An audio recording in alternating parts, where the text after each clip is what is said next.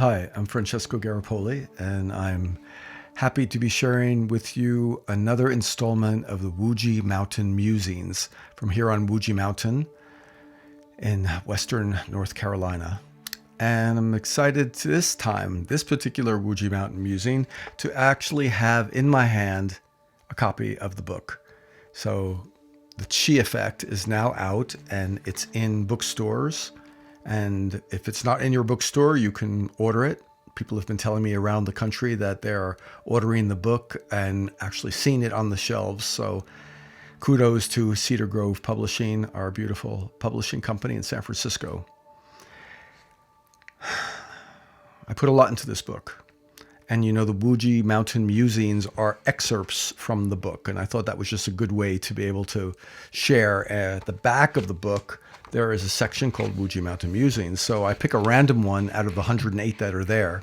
Once I get through those, or I feel like I've had enough, I'll pick other parts of the book to tease the idea, to get you into thinking, what is the Qi Effect? What does that mean? What did I mean by the Qi Effect? Why am I going against the grain and not talking about Qi flowing through your body or Qi being blocked or stagnant, but really trusting my 40 years plus of practice so your practice can benefit and we can look at Qi activation instead of Qi flow. It's a game changer, trust me. The biggest part of this is a concept, a belief system, because you know our whole world, everything you experience is based on a belief system. You don't realize that. I mean, we're so used to our belief systems that we just go about our day, accepting what we think we know. And what did Socrates say? I mean, what was he put to death for? Is to remind people they don't know very much. And if we think we know something, question it. And that's the spirit of the Qi Effect. I mean, what I tried to do here was to question a lot of things in science and quantum physics and in traditional Chinese medicine upon which Qigong is based. So let's pick one here. This is number 82, Wuji Mountain Musings, number 82.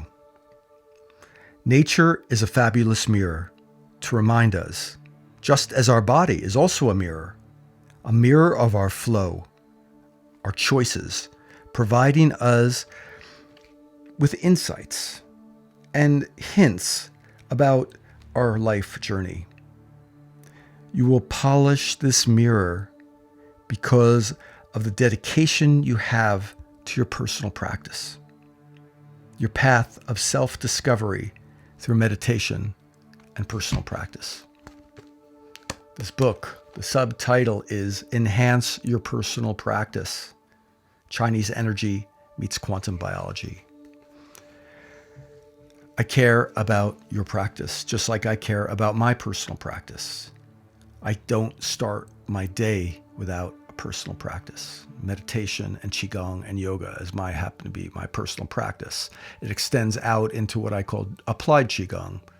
And this is everything that I do here on Wuji Mountain, building the Wuji Mountain House, construction, gardening, working on the land. These are all applications of Qigong, which means to work with energy. And to polish that mirror of understanding how nature and your life reflect who you are is your practice. The minute we forget that everything in our life is our practice is the minute we forget how to practice. If you think you can just return to it when you go back to a meditative state or a Qigong or yoga or Tai Chi practice, you're missing the point of what this practice is all about. And that means integration with everything that you do. Are you willing to look in that mirror? Are you really willing to catch yourself on the talk, not just the talk you tell other people that you are a Qigong practitioner, yoga practitioner, Tai Chi meditator, whatever you happen to label your identity as? Are you willing to look in your own mirror, in your own self-talk and say, am I putting that to practice? Am I challenging my conditioned mind, that intellectual mind, that survival mind, that part of me that is conditioned by society? It's also conditioned by the teachers that you learned your practice from. And if that practice isn't holistic, In other words, encompassing body, mind, and spirit, you're not practicing. If you think it's an intellectual exercise to meditate and to think about these concepts that are written down in books, that's an intellectual mind game. That's a conditioned practice. It's not your real practice.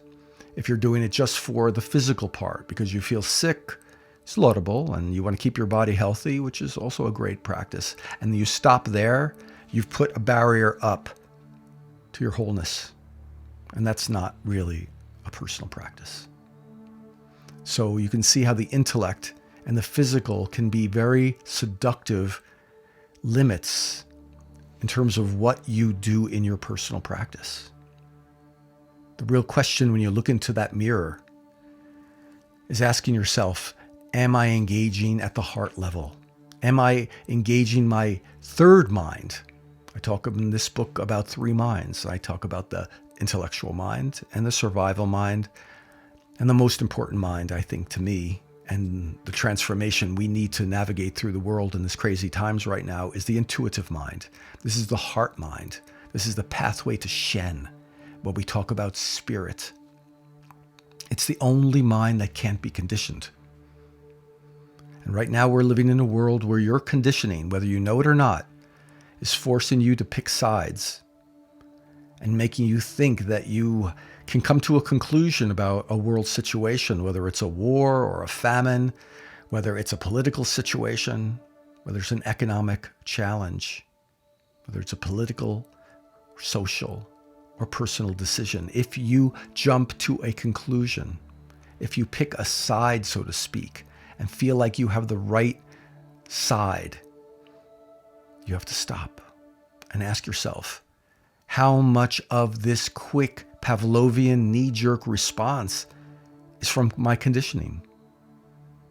And if you're happy with that, that's fine. But trust me, that phrase that was attributed to Einstein, which I don't ever see any reference that he actually said it, but it's still a good phrase.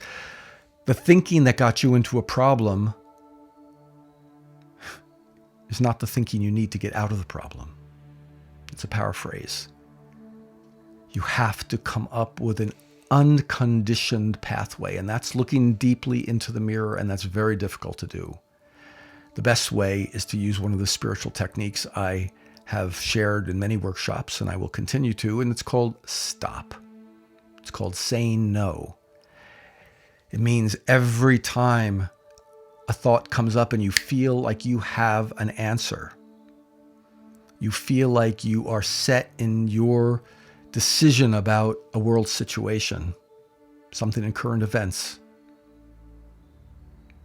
that's when you need to stop and say, am I really listening to my heart mind?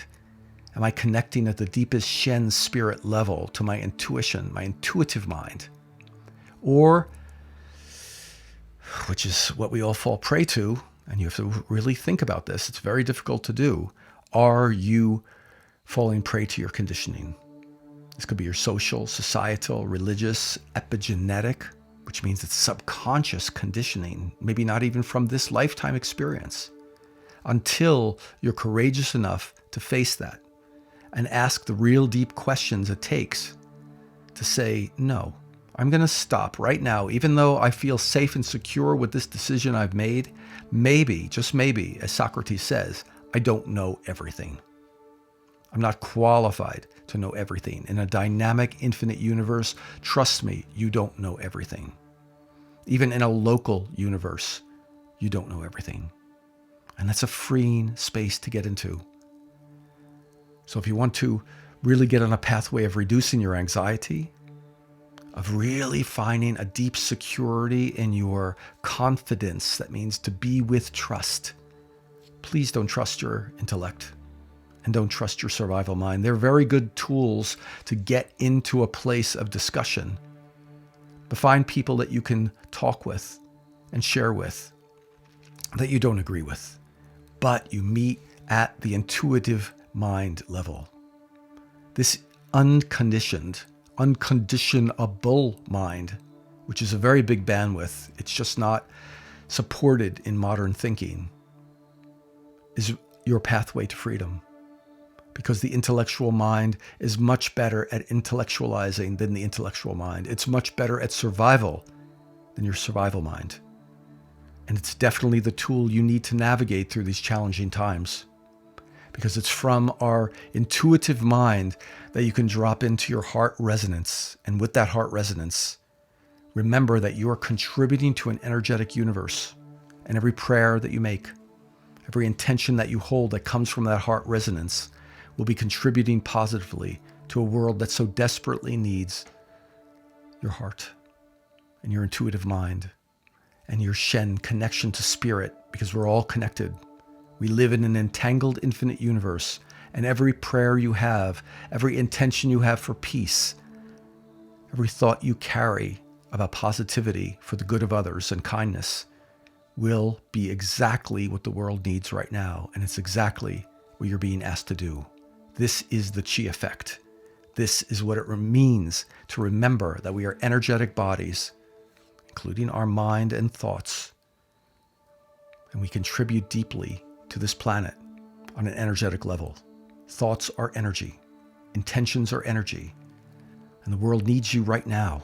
You are alive in this moment to contribute positively. And if you think that you are incapable of making change, if you think that you're ineffective in a world that's gone mad, well, that's the game that the conditioned mind and the people who condition your mind want you to have.